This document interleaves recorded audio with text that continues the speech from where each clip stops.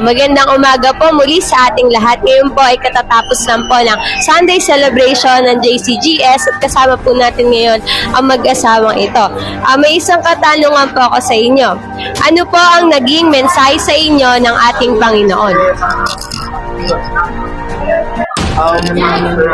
Yung naging mensahe ng turo ni Pastor kanina is yung maging sumunod lang sa kanya kung ano yung mga sinasabi ng Panginoon sa atin is sadyang makatotohanan talaga. Ibig sabihin ay parang